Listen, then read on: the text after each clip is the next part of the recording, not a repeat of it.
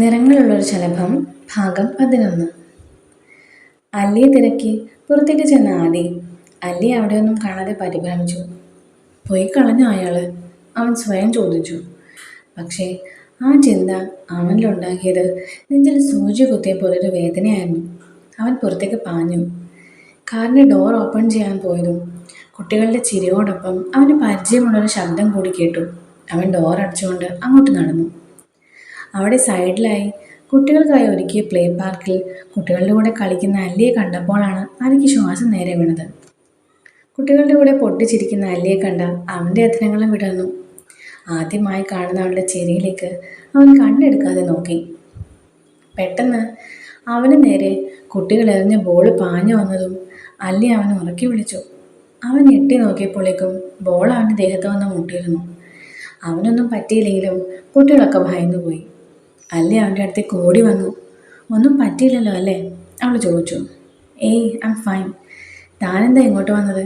അച്ഛമ്മ പറഞ്ഞത് കേട്ട് തനിക്ക് വിഷമമായോ? ആദ്യം ചോദിച്ചു. ഏയ് ഇല്ല, ഞാനന്ന് വീട്ടിലേക്ക് വിളിച്ചതാണ്, എത്തിയ കാര്യം പറയാൻ. ഫോണിൽ സംസാരിച്ച് ഇങ്ങോട്ട് വന്നു പോയതാ, അല്ലി പറഞ്ഞു. എങ്കിൽ ഒന്നുകൊണ്ട് അച്ഛമ്മയെ കാണാൻ പോയാലോ? കൃതി വിചാരിക്കുന്നത് പോലെയൊന്നുമല്ല, അച്ഛമ്മ പാവമാണ്. പോവാം, അല്ലി ഒരു ചിരിയോടെ പറഞ്ഞുകൊണ്ട് അവൻ്റെ കൂടെ അകത്തേക്ക് നടന്നു. റൂമിലേക്ക് കയറിയതും അച്ഛമ്മ അല്ലിയെ നോക്കി. നീയല്ലേ പറഞ്ഞത് കണ്ണാ നിന്റെ കൃതി വിഷമിച്ചൊന്ന്? പക്ഷേ ഈ കുട്ടി ഹാപ്പിയാണല്ലോ, അച്ഛമ്മ ചോദിച്ചു. അതിന് എനിക്ക് വിഷമം വരുന്നൊന്നും സാറിൻ്റെ അച്ഛമ്മ പറഞ്ഞില്ലല്ലോ. സാറോ? കണ്ണൻ ഏത് ക്ലാസ്സിലാണ് ഈ കുട്ടിയെ പഠിപ്പിച്ചത്? അല്ലി ആദ്യം നോക്കി. അത് പിന്നെ ആദി, അല്ല ആദ്യേട്ടൻ എന്നെ വിളിക്കട്ടെ? അല്ലി ആദ്യയോട് ചോദിച്ചു. കൃതിയുടെ ഇഷ്ടം, ആദ്യം അവളെ നോക്കി പറഞ്ഞു. ആദ്യേട്ടനും കൃതിയും ഇവിടെ വന്നത് സംസാരിച്ച് നിൽക്കാനാണോ അതോ എന്നെ കാണാനാണോ? അച്ഛമ്മ ചിരിയോടെ ചോദിച്ചു. അല്ലി അച്ഛമ്മയെ നോക്കി. ടീച്ചറെക്കുറിച്ച് കുറേ കേട്ടിട്ടുണ്ട്, അല്ലി പറഞ്ഞു. അത് കൊള്ളാലോ, കണ്ണനെ സാറിനെ വിളിച്ചു, ഞാൻ ടീച്ചറും. കണ്ണാ, ഞാൻ ആരാണെന്ന് നീ കുട്ടിക്ക് പറഞ്ഞു കൊടുത്തില്ലേ? അച്ഛമ്മ ചോദിച്ചു. അല്ലി ടെൻഷനോടെ ആദ്യം നോക്കി.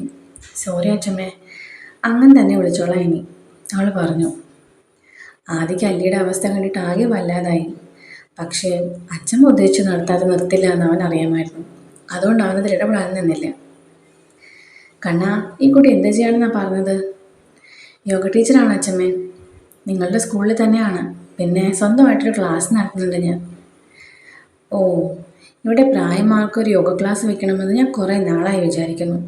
അതിനെന്താ അച്ഛമ്മേ, ഞാൻ പഠിപ്പിക്കാം. പക്ഷേ വെക്കേഷൻ ആകുമ്പോഴേ പറ്റൂ, അല്ലി പറഞ്ഞു.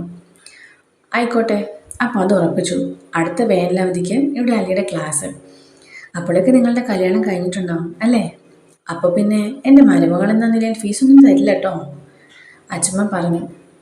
ഞങ്ങളുടെ കല്യാണം നടന്നില്ലെങ്കിലും ഞാനിവിടെ ക്ലാസ് എടുത്തോളാം അച്ഛമ്മേ, അല്ലി പറഞ്ഞത് കേട്ട് നെഞ്ചിലൊരാന്തലോടെ ആദ്യം അല്ലിയെ നോക്കി. കല്യാണം നടന്നില്ലെന്ന് കൃതി പറഞ്ഞത് എന്താ? അത് കേട്ടിട്ട് ഞാൻ എന്താ ടെൻഷനായത്? ആദ്യം ആലോചിച്ചു. പക്ഷേ കൂടുതൽ അതിനെക്കുറിച്ച് ആലോചിക്കുന്നതിന് മുൻപ് അച്ഛമ്മ അവനെ വിളിച്ചു. അവൻ അവരെ നോക്കി. അല്ലി അച്ഛമ്മയോട് ക്ലാസ്സിൻ്റെ കാര്യങ്ങൾ സംസാരിക്കുകയാണ്.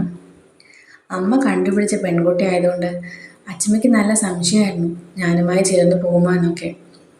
ഇപ്പോൾ അവൾ ഹാപ്പിയായെന്ന് തോന്നുന്നു, അതാണ് ഇത്ര സംസാരം. ആദ്യയുടെ മനസ്സിലും ചെറിയൊരു സന്തോഷം പൊട്ടിമുളച്ചു. കൃതി അച്ഛമ്മയ്ക്ക് ഇഷ്ടമായില്ല എന്നെങ്കിൽ ഞാൻ എന്ത് ചെയ്തേനെ? അവൻ ഓർത്തു. വിട്ട് കളയില്ലായിരുന്നു. വൈകുന്നേരം അവിടെ നിന്ന് തിരിച്ചു പോരുന്നതിന് മുൻപ് തന്നെ അല്ലി അച്ഛമ്മയുടെ ഹൃദയത്തിൽ സ്ഥാനം പിടിച്ചിരുന്നു. എൻ്റെ കണ്ണനെ നന്നായിട്ട് നോക്കണം കേട്ടോ അല്ലി. അവൻ എന്നും ഒറ്റയ്ക്കായിരുന്നു. ഒരു സമയമായപ്പോൾ ഞാൻ പോലും അവൻ ഒറ്റയ്ക്കാക്കി ഇങ്ങോട്ട് വന്നു. ഇവിടെയുള്ളവർക്ക് ഞാനൊരു ആശ്രയമായപ്പോൾ എൻ്റെ കുഞ്ഞ് പിന്നെയും ഒറ്റയ്ക്കായി. പക്ഷേ ഇനി എനിക്ക് സമാധാനിക്കാം, അല്ലി ഉണ്ടല്ലോ എൻ്റെ കണ്ണൻ്റെ കൂടെ, അച്ഛമ്മ അവളുടെ കയ്യിൽ പിടിച്ചുകൊണ്ട് പറഞ്ഞു. അല്ലി ഉറപ്പിനെന്നോണം അച്ഛമ്മയുടെ കൈകൾ മുറുകെ പിടിച്ചു. രണ്ടുപേരും അച്ഛമ്മയുടെ അനുഗ്രഹം വാങ്ങിയാണ് അവിടെ നിന്നും പോകുന്നത്. അച്ഛമ്മ എന്താ തറവാട്ടിൽ നിൽക്കാതെ ഇവിടെ വന്ന് താമസിക്കുന്നത്? കാറിൽ പോകുമ്പോൾ അല്ലി ആദ്യയോട് ചോദിച്ചു. അച്ഛനും അമ്മയും തന്നെയാണ് കാരണം. അവർ തമ്മിൽ ഡിവോഴ്സ് ആവാനുള്ള ഒരു ഘട്ടം വന്നപ്പോൾ അതിൻ്റെ പേരിൽ അച്ഛമ്മ വഴക്കിട്ട് അവിടെ നിന്ന് ഇറങ്ങിയതാണ്. അവർ മാറി താമസിച്ച 10 വർഷമായിട്ട് അച്ഛമ്മ ഇവിടെയാണ്. ഇവിടുത്തെ എല്ലാ കാര്യങ്ങളും നോക്കിയെടുക്കുന്നത് അച്ചമ്മയാണ്. ആദ്യം പറഞ്ഞു. അപ്പോൾ അച്ചമ്മ പോന്നിട്ട് കുറേ വർഷമായല്ലേ? അപ്പോൾ ആദ്യേട്ടൻ എവിടെയായിരുന്നു? അവൾ ആരും പറയാതെ തന്നെ ആദ്യേട്ടനെന്ന് വിളിച്ചത് ആദ്യം ശ്രദ്ധിച്ചു. ഞാൻ പറഞ്ഞിട്ടില്ലേ ചെറുപ്പം മുതൽ ഹോസ്റ്റലിലായിരുന്നു എന്ന്. അച്ചമ്മ പോകുമ്പോൾ ഞാൻ ഹോസ്റ്റലിലായിരുന്നു. പിന്നെ ഡിഗ്രി ചെയ്യുന്ന ടൈമിലാണ് നാട്ടിൽ വന്നത്. ആ 3 വർഷം അപ്പോഴാണ് സാമിനെ പരിചയപ്പെടുന്നത്. PGക്ക് പിന്നെയും ഹോസ്റ്റലിലേക്ക് പോയി. പിന്നെ അറിയാലോ സെയിൽസ് സർവീസ് ട്രെയിനിങ്ങും ഒക്കെയായി പിന്നെയും 2 വർഷം പോയി. പിന്നെയും 2-3 വർഷം കഴിഞ്ഞാണ് ഇങ്ങോട്ട് പോസ്റ്റിംഗ് കിട്ടിയത്.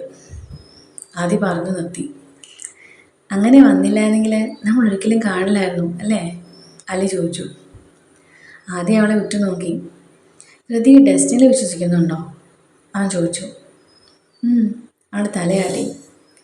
നമ്മൾ കണ്ടുമുട്ടിയതും ഇതാ ഇപ്പോൾ യാത്ര പോയതും ഒക്കെ അതിൻ്റെ ഭാഗമല്ലേ ഹൃതി? നമ്മൾ കണ്ടുമുട്ടാൻ യോഗം ഉണ്ടെങ്കിൽ എന്നായാലും അത് സംഭവിച്ചേനെ. രാത്രിയോടെയാണ് അവർ അല്ലിയുടെ വീട്ടിലെത്തിയത്. അല്ലിയെ വീട്ടിലാക്കിയിട്ട് അത് വേഗം ഇറങ്ങി. എത്തിയിട്ട് വിളിക്കണം, അല്ലി അവനെ ഓർപ്പിച്ചു. ആദ്യം അത്ഭുതത്തോടെ അവളെ നോക്കി, എന്നിട്ട് ചിരിച്ചുകൊണ്ട് തലയാട്ടി. അവിടെ നിന്ന് ആദ്യം നേരെ അവൻ്റെ ഫ്ലാറ്റിലേക്കാണ് പോയത്. വീട്ടിൽ നിൽക്കാൻ ഇഷ്ടമില്ലാത്ത സമയത്ത് അവൻ ഫ്ലാറ്റിലാണ് നിൽക്കുക. അകത്ത് കയറിയതും അവൻ നേരെ സോഫയിലേക്ക് വീണു. ഇന്നത്തെ യാത്ര അവൻ ആകെ തളർത്തിയിരുന്നു. പക്ഷെ ആ തളർച്ചയിലും അധരങ്ങളിൽ പുഞ്ചിരിയുണ്ടായിരുന്നു. ഉറക്കത്തിലേക്ക് ആണ്ടു പോകുന്നതിന് മുമ്പ് അവൻ്റെ അധരങ്ങൾ കൃതിയുടെ പേരാണ് മുഴഞ്ഞത്. പിറ്റേന്ന് രാവിലെ ഫോണിലേക്ക് വന്ന അല്ലിയുടെ കോളിലാണ് ആദ്യം എഴുന്നേറ്റത് തന്നെ. ഹലോ കൃതി, ഗുഡ് മോർണിംഗ്. അവൻ ഉറക്കച്ചാടോടെ വിളിച്ചു. സോറി സർ, ഞാൻ ശല്യപ്പെടുത്തിയോ? ആദ്യയുടെ മുഖമൊന്ന് ചുളുങ്ങി. ഇല്ല, കൃതി വിളിച്ച് നന്നായി, ഞാൻ ഉറങ്ങിപ്പോയിരുന്നു. ഇന്നലെ എത്തിയിട്ട് വിളിച്ചില്ലല്ലോ. ഞാൻ കുറേ വെയിറ്റ് ചെയ്തു. പിന്നെ എനിക്ക് തോന്നി ഉറങ്ങിപ്പോയിട്ടുണ്ടാവുമെന്ന്. അതാ ഞാൻ വിളിക്കാഞ്ഞത്. സത്യമാണ്, സോഫയിൽ കിടന്നതേ ഓർമ്മയുള്ളൂ, റൂമിലേക്ക് പോലും പോയില്ല. ആരും വിളിച്ചില്ലെത്തുന്നതിനായിട്ടും അല്ലെ സംശയത്തോട് ചോദിച്ചു. ഞാനതിന് വീട്ടിലല്ല കൃതി, ഫ്ലാറ്റിലാണ്. എനിക്കൊരു ഫ്ലാറ്റുണ്ട്, അവിടേക്കാണ് ഇന്നലെ ഞാൻ വന്നത്. ആണോ? എങ്കിലും ശരി സാർ, സാർ പോയി റെഡി ആയിക്കോ, എനിക്കും സ്കൂളിൽ പോകണം, അല്ലി പറഞ്ഞു. കൃതി, എന്താ സാർ? അവൾ ചോദിച്ചു. ഇന്നലെ വിളിച്ചതുപോലെ വിളിച്ചാൽ മതി, അതെനിക്കിഷ്ടമായിരുന്നു, ആദ്യം ചമ്മലോടെ പറഞ്ഞു. അല്ലിയുടെ മുഖത്ത് ഭംഗിയുള്ളൊരു പുഞ്ചിരി വിരിഞ്ഞു. അങ്ങനെ വിളിച്ചോളാം, അല്ലി പറഞ്ഞുകൊണ്ട് ഫോൺ കട്ട് ചെയ്തു. ആദ്യമായിട്ട് അവൾ പതുക്കെ പറഞ്ഞു നോക്കി. ദിവസങ്ങൾ അങ്ങനെ കടന്നുപോയി. ആദ്യം അല്ലിയും ഫോൺ കോളുകളോട് നന്നായിട്ട് അടുത്തു. അല്ലിയുടെ മനസ്സിൽ അവനോടുള്ള ഇഷ്ടമൊക്കെ മാറി. പതുക്കെ പ്രണയത്തിലേക്ക് വഴി മാറുന്നത് ആരും പറയാതെ തന്നെ അവൾ മനസ്സിലാക്കി. പക്ഷെ ആദ്യം അപ്പോഴും അവളിൽ നിന്ന് ചെറിയൊരു അകലം പാലിച്ചിരുന്നു.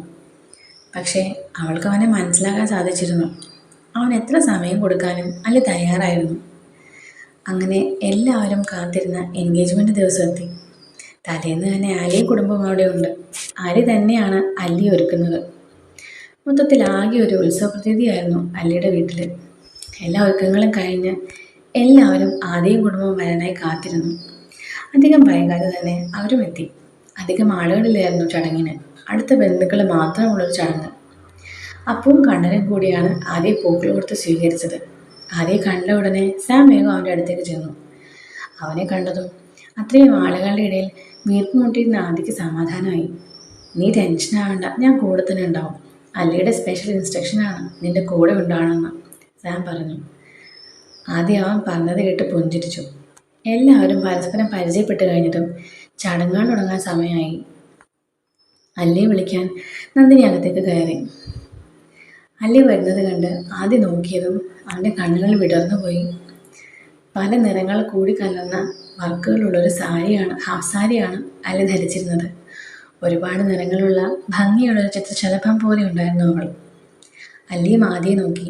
കസവ് മുണ്ടിലും ഓഫ് വൈറ്റ് കുർത്തയിലും അവനെ കാണാനും നല്ലൊരു ഭംഗിയുണ്ടായിരുന്നു. ആദ്യമായിട്ടാണ് അല്ലി അവനെ ആവേശത്തിൽ കാണുന്നത്. നന്ദിനി അല്ലിയെ ആദ്യയുടെ അടുത്ത് നിർത്തി. രണ്ടുപേരും പരസ്പരം ചെറു പുഞ്ചിരികൾ നൽകി. കൃതി, ആദ്യ പയ്യെ വിളിച്ചു. അല്ലി അവനെ തലച്ചരിച്ച് നോക്കി. ടെൻഷനുണ്ടോ? അവൻ ചോദിച്ചു. കുറച്ച്, എല്ലാവരെയും ഒരുമിച്ച് കണ്ടപ്പോൾ ചെറുതായൊരു ടെൻഷനുണ്ട്, അല്ലി പറഞ്ഞു. പേടിക്കണ്ട, ഞാനില്ലേ. ആദ്യം അവിടെ നോക്കി കണ്ണുകൾ ചിമ്മി. അച്ഛമ്മ വന്നില്ല അല്ലേ? അല്ലി ചോദിച്ചു. വരില്ലെന്ന് അറിയായിരുന്നു, അതല്ലേ നമ്മൾ ചെന്ന് അനുഗ്രഹം വാങ്ങിയത്. ആദ്യം അവളെ നോക്കി പറഞ്ഞു. അപ്പോഴേക്കും അച്ഛന്മാർ മോതിരവുമായി അവരുടെ അടുത്തേക്ക് വന്നു. രണ്ടുപേരും പരസ്പരം മോതിരം കൈമാറി. രണ്ടുപേരുടെയും പേരുകൾ എഴുതിയ മോതിരമായിരുന്നു. കല്യാണം 1 മാസം ശേഷമുള്ള ഡേറ്റ് എല്ലാവരോടും പറയുകയും ചെയ്തു. ആദ്യം അല്ലിയെ എല്ലാവരെയും പരിചയപ്പെടുത്തി. അപ്പച്ചിയെ മാത്രമായിരുന്നു അല്ലിക്ക് അറിയാത്തത്. അവരാവട്ടെ അല്ലിയോടധികം അടുപ്പവും കാണിച്ചില്ല. പെട്ടെന്ന് മുറ്റത്തേക്കൊരു കാർ ഇരച്ചു വന്നു. എല്ലാവരും ശബ്ദം കേട്ട് ഞെട്ടിത്തിരിഞ്ഞു. കാറിൽ നിന്ന് മോഡേൺ ഡ്രസ്സ് ധരിച്ച ഒരു പെൺകുട്ടി ഇറങ്ങി വന്നു. അവൾ ആരെയും നോക്കാതെ നേരെ അകത്തേക്ക് കയറി ആദ്യയുടെ അരികിലേക്ക് ചെന്നു. ഞാനറിയാതെ ഒക്കെ ഇവിടെ വരെ എത്തിച്ചു അല്ലേ കണ്ണേട്ടാ?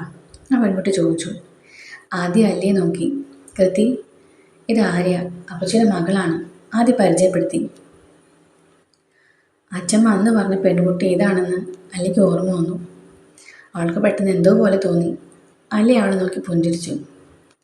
ആദ്യമായിട്ട് എൻ്റെയാ, ഈ കല്യാണം നടക്കില്ല, അവൾ അല്ലിയോട് പതുക്കെ പറഞ്ഞു. ആര്യ, നീ ചെല്ല്. പറഞ്ഞാൽ മനസ്സിലാവില്ലെങ്കിൽ മനസ്സിലാക്കി തരാനും എനിക്കറിയാം.